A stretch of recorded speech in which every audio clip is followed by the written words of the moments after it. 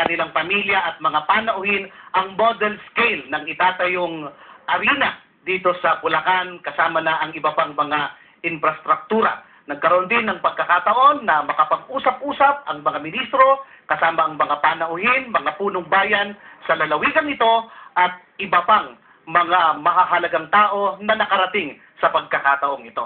Mula po dito sa Bulacan, ako po ang kapatid na Eric Zarate para sa Iglesia ni Cristo Television Network. Sa pagkakataong ito ay pakinggan po natin ang ilang bahagi ng pananalita ng tagapamahalang pangkalahatan ng Iglesia ni Cristo, ang kapatid na Eduardo V. Manalo. At saksihan natin ang groundbreaking ceremony na kanila pong pinangunahan. Narito tayo ngayon upang saksihan ang groundbreaking ng itatayong Philippine Arena.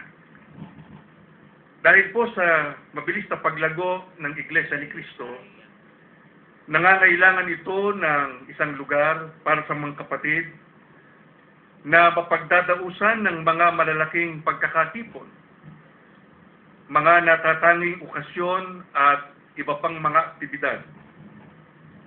Kaya ipinanukala ang pagtatayo nito noon pang panahong nabubuhay ang kapatid na Eranio G. Manalo. Sa awa at tulong ng ating Panginoong Diyos, ang panukalang ito ay magkakaroon na ng katuparan. At kung loloobin din ng ating Panginoong Diyos, sa dakong ito ay maisasagawa ang centennial celebration ng Iglesia ni Cristo sa 2014.